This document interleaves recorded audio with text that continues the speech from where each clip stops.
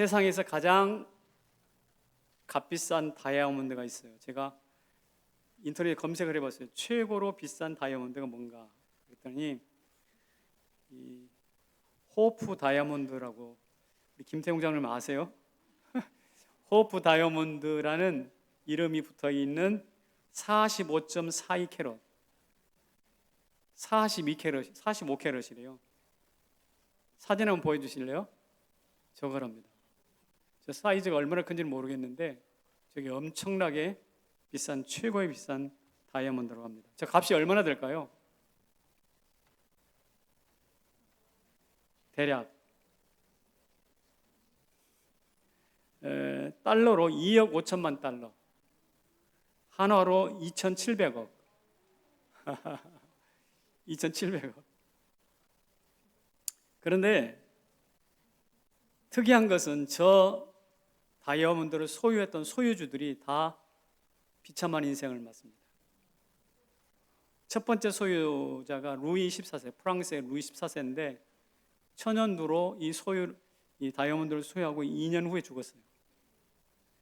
루이 16세 마리 앙뚜아네트가 이어받았는데 둘 다 역시 단두대에서, 프랑스 혁명 때 단두대에서 죽었습니다. 그래서 저 다이아몬드는 비싸긴 하지만 저주의 다이아몬드다라는 별명이 붙어 있다고 합니다.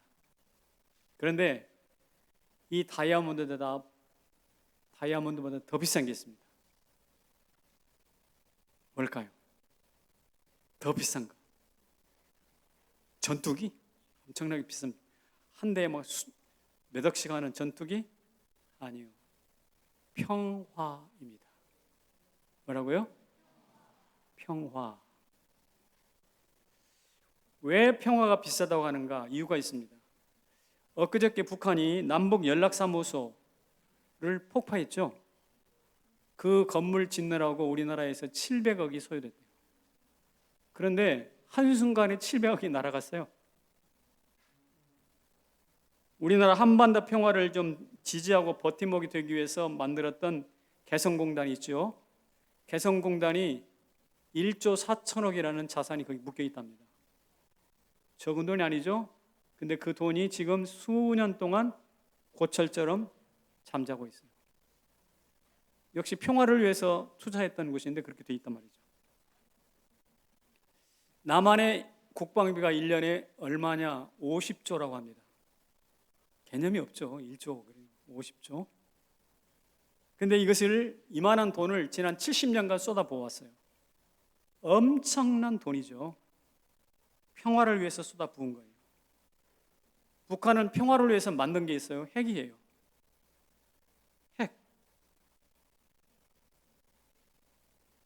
저들 말대로 핵을 평화를 위해서 만들었다 하면 그 핵 만드는 비용도 평화 비용이라고 말할 수 있어요. 그런데 북한과 우리만 그런 게 아니라 세계가 지금 평화를 위해서 군대를 유지하는데 미국은 우리나라 50조보다 약 20배 많은 1,000조에 가까운 국방비를 미국 한 나라가 지불하고 있어요. 그러니까 지금 현재 평화라는 명목으로 혹은 평화를 유지한다는 명목으로 이 지구촌에 있는 나라들이 쏟아붓는 돈은 거의 상상을 불가하는 돈. 상상할 수 없는. 저 다이아몬드 하나? 저것은 3발의 피죠. 평화가 이처럼 지키기도 어려울 뿐만 아니라 평화를 위해서 막대한 자금을 쏟아붓고 있다는 사실을 알 때 제일 비싼 게 뭐라고? 평화예요. 여기에 이의가 없을 겁니다. 그런데 왜 이렇게 평화가 비싼 것일까? 여러 가지 이유가 있겠지만 평화가 비싼 것은 이 평화를 자주 깨트리는 인간의 본성 때문에 그래요. 인생은 아담 이래로 선악과를 따먹은 이후 계속해서 하나님을 배반하고 거절하고 반목하고 분쟁하면서 살인해왔어요. 이것이 계속해서 누적되면서 이 본성을 주체할 수 없으니 이것을 억누르고 이것을 제어하는 평화라는 것이 그처럼 어려운 것이고 평화를 만들기가 그만큼 값비싼 것입니다.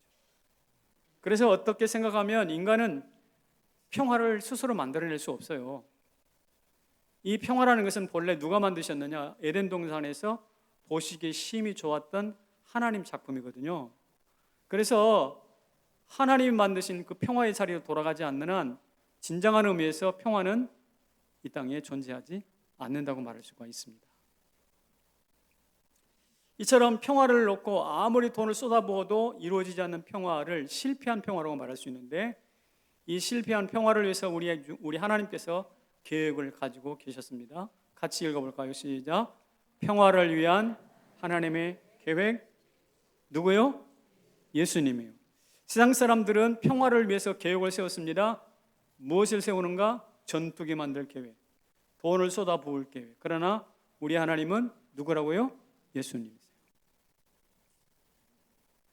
화해 아이들, 화해 피스 차일드라는 그런 영화가 있다고 합니다. 저는 직접 보질 못했는데 그 영화에 대한 글을 제가 읽어본 적이 있어요. 내용인즉슨 이렇습니다. 저 남태평양 뉴기니아라는 섬이 있는데 거기에 그 정글 속에 사우엔 부족이라는 사람들이 살아갑니다. 근데 이 부족은 최고의 가치로 여기는 거, 이 부족이 가장 최고의 가치로 여기는 게 뭐냐면 배신이에요. 사람 배신하는 거. 그래서 이웃마을 사람들은 처음에는 받아주고 같이 교제도 하고 같이 식사를 잘 대접하고 그래요. 그러다가 어느 날 갑자기 돌변해서 배신하고 그를 죽여요. 그리고 죽여서 인육을 먹어요. 인육을 먹는다고. 그러니까 결국 키워서 잡아먹는 돼지처럼 사람을 친구처럼 받아들였다가 살찌워가지고 먹이고, 그래서 어떻게 해요?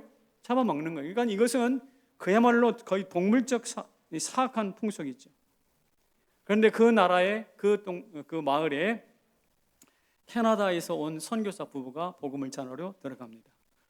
그들 곁에서 처음 받아주었으니까 집을 짓고 거주하면서 선교를 펼쳐가는데 어느 날 부족 사람들에게 성경 이야기를 했습니다. 가룟유다 이야기했죠. 가룟유다 이야기를 했더니 그 사람들이 막 박수를 치면서 최고라고 손가락을 켜는 거예요. 와, 우리보다 더 선구자적으로 더 배신을 하다니. 유다의 말로 최고 영웅이다 막 하면서 박수를 치는 거예요. 깜짝 놀랐습니다. 이렇게 배신의 아이콘이 존중을 받다 보니까 어떻게 되겠습니까? 계속 싸움이 끊일 날이 없는 거죠. 여기저기 사람 죽은 시신과 부상자들이 생겨납니다. 선교사는 그들을 뒤치다거리하고 약을 주고 하느라고 정신이 없어요. 지쳐버렸어요. 그래서 내가 야야 너희들 이제 싸우는 거 내가 지쳤다. 나 이제 우리 고국 캐나다로 돌아갈 거야. 그랬더니 이 사람들이 가지 마라 말려요. 왜 가지 말라고 그러냐? 너희가 준 약은 먹으면 병들었다고도 금방 나사. 그러니까 선교사니까 약을 좀 줬을 거 아니에요. 아스피린이라든지 이거 주면 그 약 먹으면 열이 떨어지고 그러잖아요. 신기하잖아요. 그러니까 가지 말라는 거예요. 또 톱이라든지 이렇게 쇠로 된 톱날, 이 사람들은 석기 시대처럼 나무로 된 거, 쇠로 된 거 이렇게 옛날 연장을 쓰는데 쇠로 된 연장을 쓰니까 너무 좋거든. 그러니까 그거 우리한테 계속 공급해주고 가지 마라 그러는 거예요. 그래서 그렇다면 너희들의 습속대로 우리 평화를 위해서 너희들이 하던 대로 아이를 교환하자. 이 두 부족이 있잖아요. 그러면 이 추장의 아들과 이쪽 추장의 아들을 서로 교환하는 거예요. 무슨 말인지 아시죠? 그래서 이쪽 추장의 아들은 이쪽 동네, 서로 다른 부족에 가서 마치 인질처럼 붙들려 있는데 이것을 실제로 인질이긴 하지만 무슨 아이? 평화의 아이라고 이름을 붙인 거예요. 그렇게 해가지고 이제 평화를 유지하기로 작정을 했습니다. 그럴 때 선교사가 말을 합니다. 여러분 멋진 결정을 하셨습니다. 그러나 여러분보다 먼저 추장님이 아이를 저 건너편 종족에 보냈듯이 여러분보다 먼저 그의 아들을 우리 가운데 보내신 분이 계십니다. 이해가 되세요? 여러분보다 먼저 그분의 소중한 아들 독생자 예수를 우리 가운데 보내신 분이 계십니다. 살아계신 여호와 하나님입니다. 그러면서 복음을 전하니까 드디어 이해되지 않았던 복음이 이해가 돼서 추장이 감동을 받아요. 그리고 자기가 들고 다니는 활을 부러뜨립니다. 그리고 평화를 이루었다는 그런 스토리 이야기입니다. 참 멋진 복음적 영화인 것 같아요. 화평은 이처럼 말이에요. 뭔가 커다란 대가들이 있어야 만들어지는 것입니다. 구약에서 많이 나오는 단어 중에 하나가 샬롬, 곧 평강입니다. 238회가 나온다고 하는데 그 나오는 말씀 중에 하나가 레위기에 있습니다. 레위기 말씀 한번 읽어볼까요? 시작. 내가 그 땅에 평화를 줄 것인즉 너희가 누구나 너희를 두렵게 할 자가 없을 것이며. 아멘. 내가 그 땅에 무엇을 준다? 평화를 준다. 예, 하나님 지금 우리 이 땅에 우리 가운데 평화를 주시면 북한이 아무리 뭐 포를 쏘니 뭐하니 뭐 협박을 해도 사실 무력해질, 나무막대기처럼 꺾어질 줄로 믿습니다. 하나님은 우리 이 땅에 평화를 주시면 너희를 두렵게 할 자가 있다 없다? 없게 된다는 것이죠. 사실 이 약속은 에덴 동산에 깨어졌는데 모세 율법을 통해서 하나님의 말씀을 신뢰하고 안식을 지키고 우상을 파괴하고 하면 너에게 평화를 화평을 줄 것이야 라고 말씀을 하십니다. 그런데 이 말씀은 저 뒤에 이사야 말씀에 조금 더 구체적으로 나타나. 이사야 말씀에 이렇게 하고 있어요. 시작. 한 아기가 우리에게서 낳고 한 아들을 우리에게 주신 바 되었는데 그의 이름은 기묘자라 모사라 전능하신 하나님이라 평강의 왕이라. 평강의 무엇이라고요? 맨 마지막에 평강의 왕이에요. 그러니까 레위기에서 평화를 줄 것이다 했던 그 말씀이 약속이 쭉 내려와서 누구에게서 이사야의 입을 통해서 메시아 탄생의 예언이 나옵니다. 그런데 그 메시아는 무엇이다 어쩌다 기묘다 모사라 하고 마지막에 평강의 왕이라는 것이죠. 그리고 나서 700년 후에 드디어 약속대로 메시아가 태어나지 않습니까? 그때 누가복음에서 이렇게 노래합니다. 같이 읽습니다. 시작. 지극히 높은 곳에서는 하나님께 영광이요 땅에서는 하나님이 기뻐하신 사람들 중에 평화로다. 평화로다 평화로다. 그러니까 예수님 탄생하면서 사람들이 노래합니다. 하늘엔 영광 땅에는 뭐요? 평화라는 것입니다. 그 예수님이 십자가에 못 박혀 죽으셨습니다. 그리고 부활하셨습니다. 충격적이죠. 그리고 처음 부활하신 예수께서 제자를 찾아가셨죠. 그리고 그들에게 하셨던 말씀도 이것입니다. 같이 읽습니다. 문이 닫혔는데 예수께서 오사 가운데 서서 이르시되 너희에게 평강이 있을지어다 하시고. 너희에게 뭐라고 있어요? 평강이 있으려. 그러니까 평강이라는 것은 레위기로부터 저 에덴 동산에서 상실된 그 평화가 레위기를 통해서 이사야를 통해서 누가복음을 통해서 그리고 계속해서 부활 예수를 통해서 평화 언약을 꿰뚫는 중심 사상인 거죠.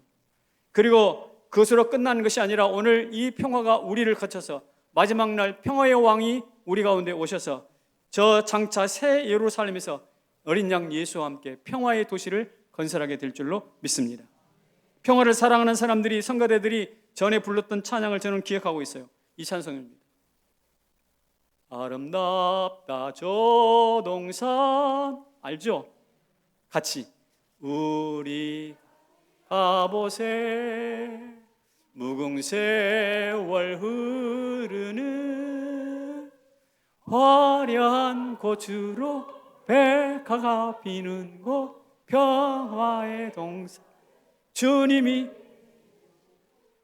평화의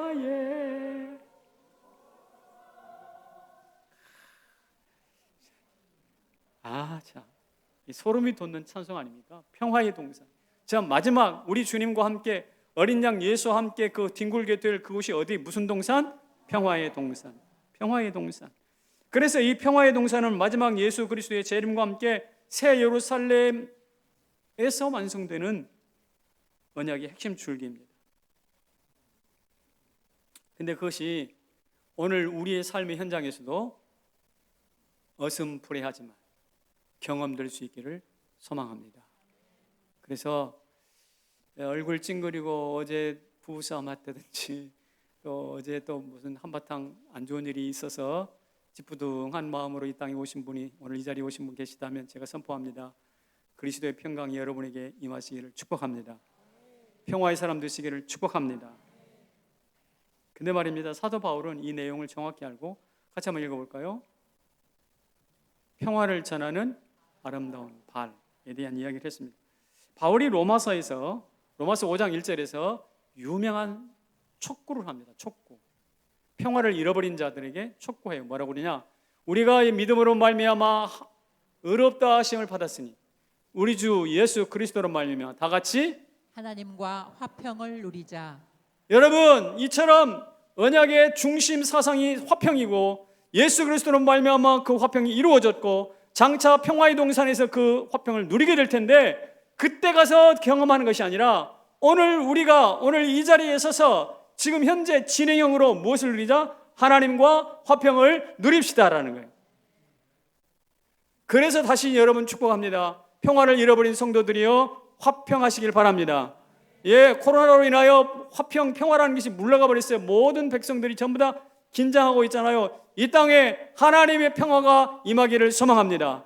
마치 지저분한 떡, 지저분한 대지 위에 하얀 흰 눈이 막 펑 쏟아지면 이튿날 눈을 열고 밖에 나가보면 어때요? 온 세상이 은빛 세상이잖아요. 그런 것처럼 하나님의 평화가 우리 모든 허물과 아픔과 다 덮고 평화의 동산으로 만들어가기를, 평화의 인생으로 만들어가기를 축복합니다.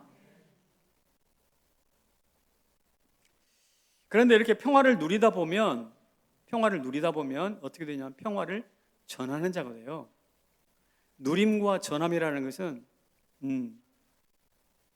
이게 자연의 법칙이고 하나님의 섭리예요. 여기 뜨거운 그릇이 하나 있어요. 이 열은 항상 옆으로 전파되겠어요.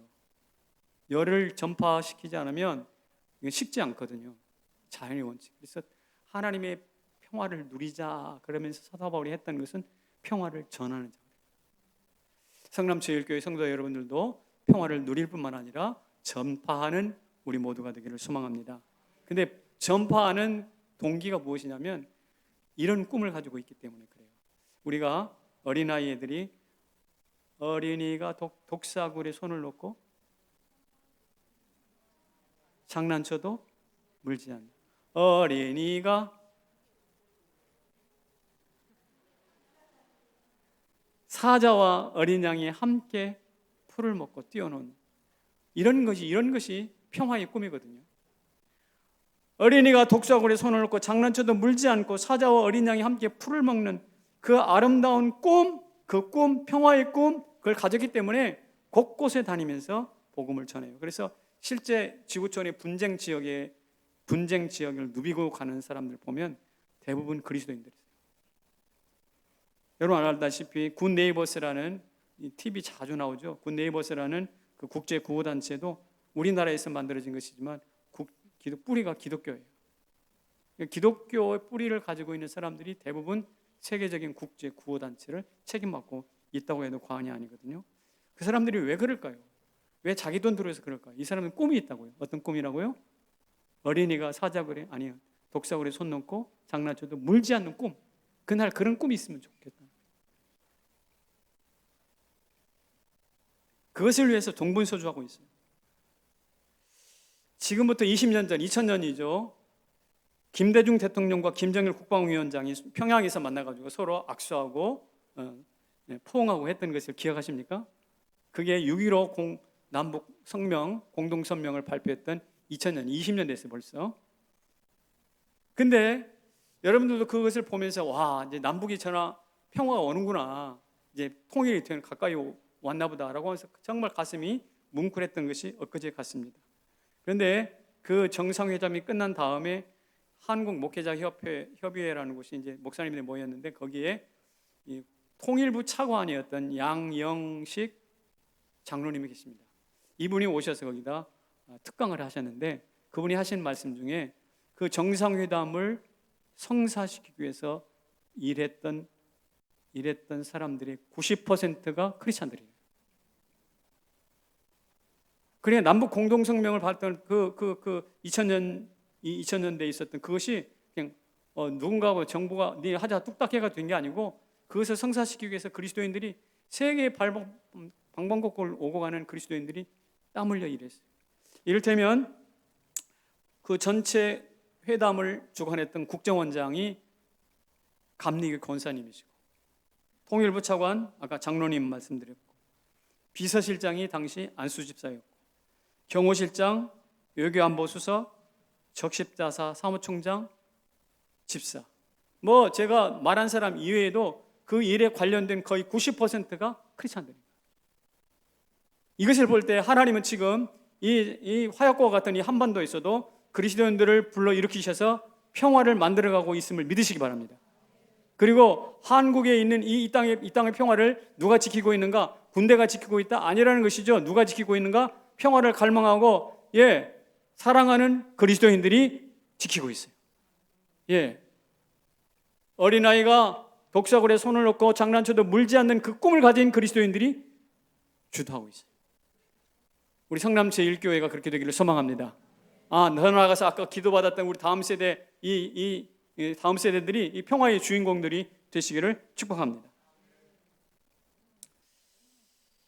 한번 읽어볼까요? 그래서 상이 두 개가 나오네요. 하나는 노벨 평화상, 하나는 여러분들은 이 두 개 중에 어느 걸 받고 싶어요?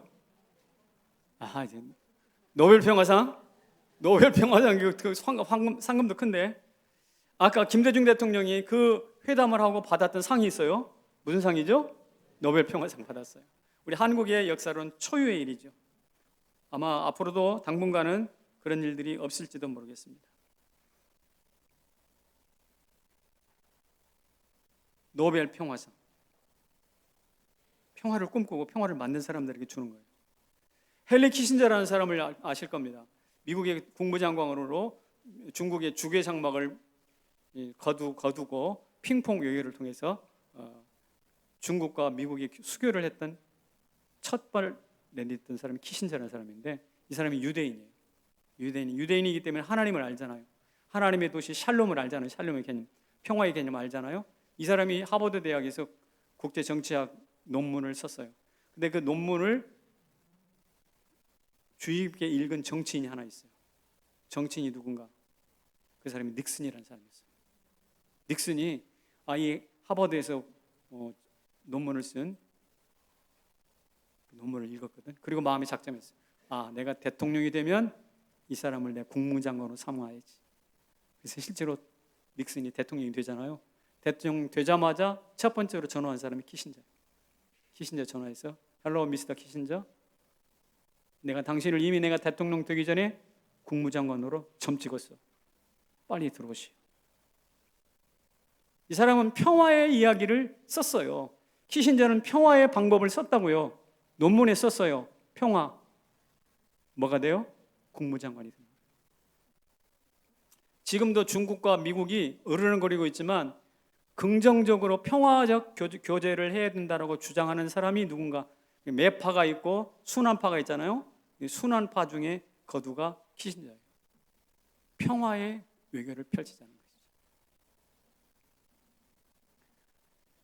이처럼 평화가 있는 그곳에는 항상 하나님과 연관되어 있고 항상 하나님을 악망하는 사람들이 그 자리에 있어요.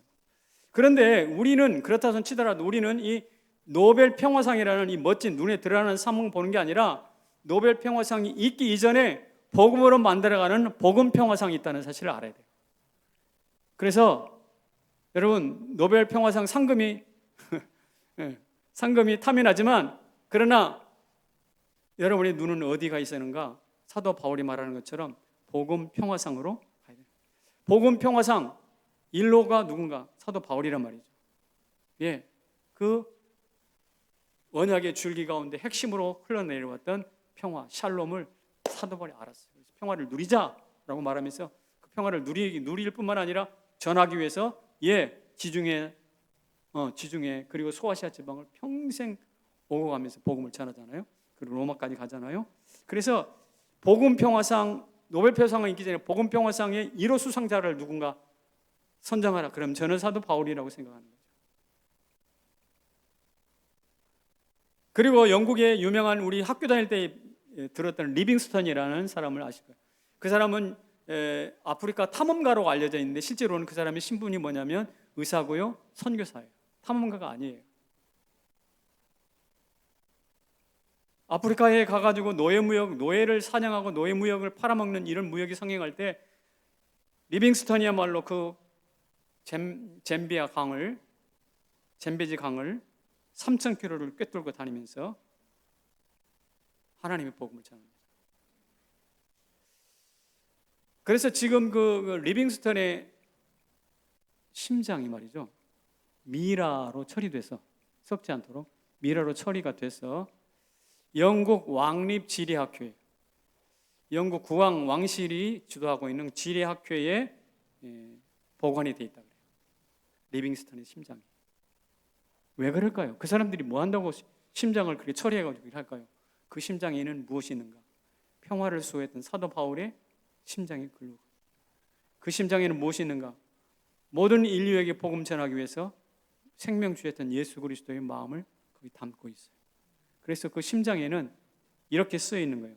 화평케 하는 자는 복이 있나니 그들이 하나님의 아들이라 일컬음을 받을 것입니다. 그래서 그 심장에는 두 가지 단어가 써 있다고 말할 수 있어요. 하나는 평화, 하나는 아들. 그렇다면 이 심장이 여러분의 심장이 되고 우리의 모두의 심장이 되기를 소망합니다. 노벨 평화상 이전에 그것이 가능하게 됐던 복음 평화상의 주인공들, 사도 바울로부터 리빙스턴 그리고 우리에게까지 이어지기까지 그 심장에 예수의 피가 뛰는 거죠. 예수의 사랑이 뛰는 거죠. 그렇다면 우리가 그런 심장을 가지고 어떻게 살아야 될까? 같이 읽어볼까요? 시작. 평화를 전하는 자의 삶.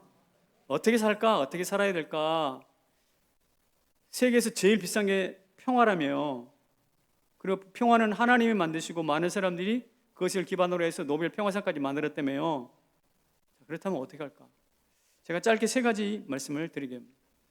단절된 사회에서 자꾸 연결 사회로 가야 됩니다. 지금 이 코로나가 와가지고 그렇지 않아도 지금 어려운 이 삶을 전부 다 떼어 쪼개놨잖아요.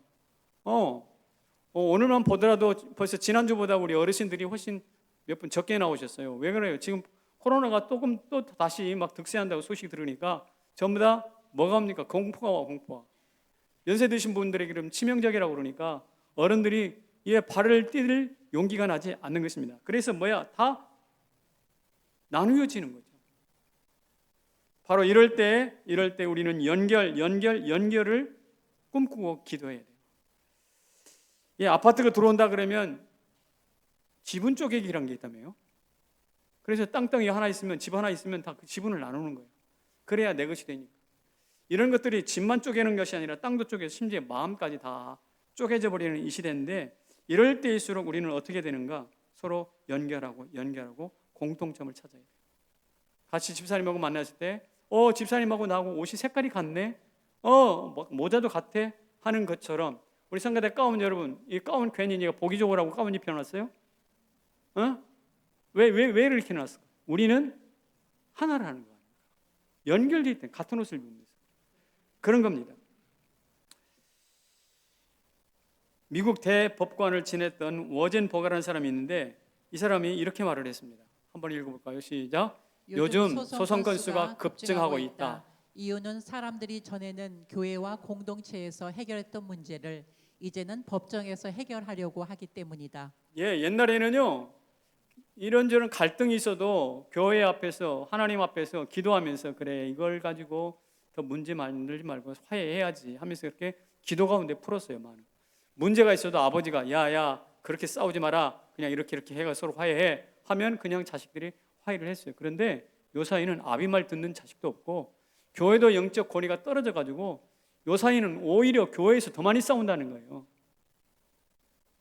예, 이거 참 안타까운 일인데 왜 이런 현상이 나타날까? 그러면 교회도 해결 못하고 집에서도 해결 못한 일이 다 지금 어디로 가고 있다고?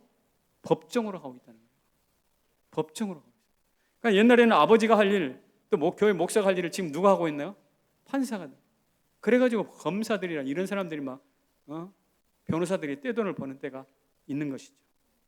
여러분, 이런 때가 오면, 이런 사이가 오면 살기가 어려워진다는 이야기예요. 제가 볼 때는 변호사가 필요 없는 사회, 가장 행복한 사회예요. 법관이 필요 없는 사회, 법에서도 사는 사회, 이게 바로 천국인 거죠. 천국 가면 분명히 없는 것, 검사 필요 없어요. 검사 고소할 일이 없어요. 왜? 우리 주님이 다 용서했는데 뭘 고소를 해? 저는 진심으로 축복합니다. 우리 성남제일교회 안에서 이런저런 분쟁이 있다면 이 시간 이후로 평화, 화평을 회복하기를 축복합니다. 정말 그렇게 되기를 소망합니다. 얼굴 붉히는 일이 없기를 소망합니다. 이거 내 것이라고 내 것 주장하는 일이 없기를 소망합니다. 예, 연결되는 게 우리 것이지 내 것이 아니라 우리 것이라니까, 우리 것. 이번 주간에 조선일보에 동시란에 발표된 시예요. 같이 한번 읽어봅시다. 시작. 혼자 사는 할머니 밤사이 잘 주무셨나 궁금했던 밤나무가 뒷마당에 알밤 몇 개 던져 보았습니다. 날이 밝자 지팡이 짚은 할머니가 바가지를 들고 나옵니다. 안심한 밤나무는 다음 날에 던질 알밤을 또 열심히 준비합니다. 무슨 말인지 이해가 되세요? 할머니 연로하셨는데 밤새 돌아가시지 않았을까 궁금해. 뒷곁에 있는 밤나무가 궁금해. 그래서 뭐 했다고? 밤알을 몇 개 던져봤대. 그랬더니 할머니가 쪼르르 나오셔서 지팡이 짚고 나와서 알밤을 주워가는 거죠. 그것을 보면서 밤나무는 뭐해? 안심해. 그러면서 내일 또 뿌려야지. 그 밤을 준비를 한다는 거예요. 마치 자식 내일 싸가질 도시락 준비하는 어머니처럼. 이 시에서 무엇입니까? 밤나무, 뒷곁에 선 밤나무와 할머니가 연결되어 있어요. 뭘로? 밤 몇 톨로. 밤 몇 톨, 별것 아닌 그 밤 몇 톨 가지고 이 밤나무와 할머니가 연결이 된다고. 이게 연결이에요. 연결이 위대한 것이에요. 연결이 뭐 엄청난 게 아니라고. 이거예요.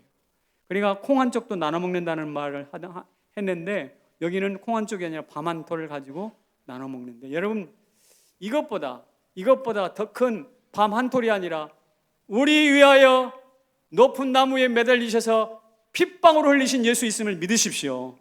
그분은 핏방울뿐만 아니라 자기 몸 전체를 우리를 위해서 던져 내려놓으셨어요.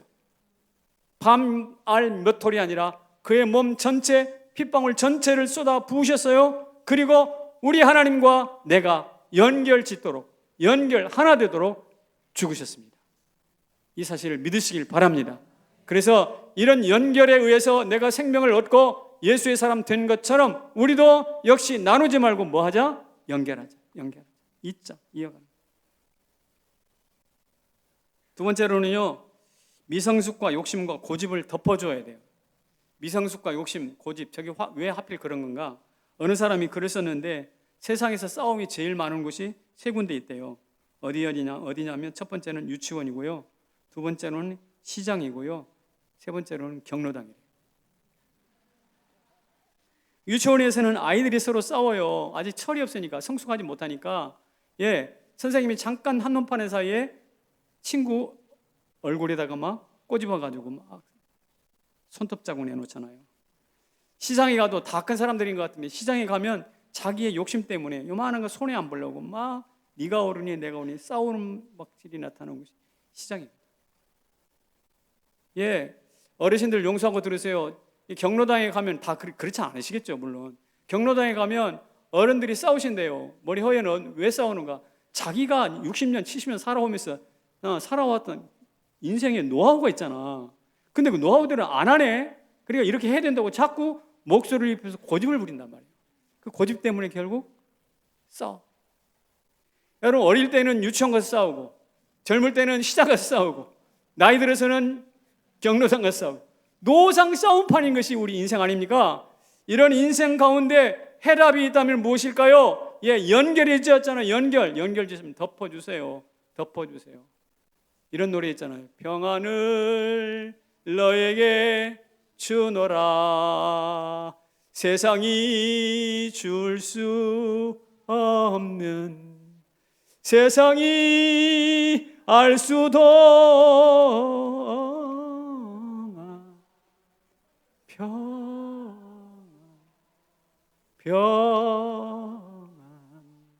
평안을 내게 주노라. 싸워야 될 때, 고집 부릴 때 평안을, 이 찬송을 부르세요. 진짜 고집을 한 거거든. 평안을 너에게 주노라. 마음이, 그 찬송 부르는 동안 마음이 다 풀려. 세 번째로는요, 서로 응원 좀 했으면 좋겠어요. 응원. 평안이 매는 줄로 성령이 하나 되게 하신 것을 힘써 지키라 라고 사도 바울이 말했거든요. 평안에 매는 줄, 그러니까 평안으로 하나 되게 메웠으면 그 하나 된 것을 지키기 위해서 힘써 싸우는 것이죠. 이 힘써 지킨다는 말은 스푸다조라는 헬라어인데요. 이 말은 언제 썼냐면 이 원형 경기장에서 검투사들이 이 칼싸움하러 상대방을 죽이고 죽는 칼싸움으로 나가는데 그 나가는 검투사를 뒤에서 군중들이 응원하면서 가서 싸워라, 힘있게 싸워라, 그렇지 않으면 내가 죽어, 힘을 다해 싸워, 그래서 살아서 돌아와 할 때가 스푸다조예요. 스푸다조. 근데 이 원형 경기장에서 썼던 이 단어를 사도 바울이 지금 성도들에게 응원하면서 쓰고 있어요. 성도들이여, 성령께서 우리를 하나로 묶으셨습니다. 나누려 하는 자들이 나타날 텐데 그것을 대항하여 싸우십시오. 싸우십시오. 끝까지 싸우십시오. 스푸다조. 평화를 깨려고 하는 세력들이 있으면 맞서 싸우시기를 축복합니다. 근데 이것이 사도 바울만 그런 것이 아니라 오늘 천군 천사들이 하늘에서 지금 우리 모두를 응원하고 있다고요. 성남제일교회 성도들아, 힘을 내라. 너희들 성령이 하나 되게 만들었는데 하나 된 것을 분리시키려고 하는 종자들이 있으면 맞서 싸워라. 그것이 코로나든 무엇이든지 분쟁이든 이런저런 헛소문이든 싸우라는 것이죠. 스푸다죠. 이 음성이 들려지기를 축복합니다. 우리는 세상에서 얼마나 행복하냐를 묻는데 행복을 묻기 전에 평화 지수를 미뤄야 돼요. 얼마나 평화로움냐에 따라서 얼마나 행복하냐가 결정이 돼요. 근데 평화를 도외시한 채 만들어진 행복이라는 것은 불가능한 일이에요. 그래서 저는 여러분에게 묻습니다. 여러분 평안하십니까? 평안하시기를 바랍니다. 고려대학교 어떤 교수님께서 저한테 이런 논문을 하나 갖다 줬어요. 근데 그 논문 제목이 뭐냐면 성남을 하나님의 샬롬 시티로 만드는 법, 하나님의 샬롬 시티로 만드는 방안, 이렇게 해가지고 그분이 크리스찬이시고요, 장로님이세요. 여러분, 우리는 이 땅이 얼마나 행복하냐보다 얼마나 샬롬, 평화로운 도시가 되겠는가를 살펴봐야 돼요. 그 평화를 위해서 서로 격려하시길 바랍니다. 응원해 주시길 바랍니다. 지금은 유리 그릇을 많이 쓰는데 옛날에는 유기 그릇을 많이 썼어요. 동으로 된 그런 누런 거 있잖아요. 이거 깨지지도 않잖아요. 그러니까 자자손손 물렸어, 막 닦아가지고. 그래서 연탄재 갖다 놓고 그 유기 그릇 닦아서 쓰는 거 보셨죠? 근데 유기 그릇을 닦으면서 시어머니가 며느리한테 뭐라고 하는 줄 아세요? 이렇게 말해요. 뭐라고 그러냐면 살림 잘하는 네가 우리 가문 기둥이야. 그 그릇 닦으면서 그런 얘기 해줘. 그러면 그 그릇을 물려받은 며느리가 다음 또 며느리한테 우리 시어머니가 이 그릇 닦으면서 나한테 살림 잘하는 네가 우리 가문의 기둥이라고 그랬단다. 너도 마찬가지야. 이러면서 서로 시어머니하고 며느리가 연결이 되고 서로 의지하는 거죠. 코로나가 왔어도 이 자리에 와서 예배의 자리를 지키는 여러분들이 우리 교회의 하나님 나라의 기둥인 줄 믿습니다. 이런 격려를, 이런 지지를, 응원을 우리가 하는 것이죠. 분쟁이 넘치는 이 시대에 평화의 사도로 살기 위해서 무던히 애를 쓰는 성남제일교회 사랑하는 성도들아, 화평케 하는 너희들아, 너희가 바로 내 아들이다. 하나님께서 우리를 그렇게 응원하여 주실 줄로 믿습니다. 스푸다조 이야기했던 것처럼 지금 천국에서 여러분들을 위해서 이 코로나의 비상한 상황에 말씀과 은혜의 자리를 지키기 위해서 애를 쓰는 여러분들에게 주 성령 하나님께서 천군 천사들이 응원하실 줄로 믿습니다. 그 응원을 따라서 오늘도 화평을 만들어가는 사람으로 피스메이커의 삶을 살아가시기를 주님의 이름으로 축원합니다. 자리에서 일어납시다.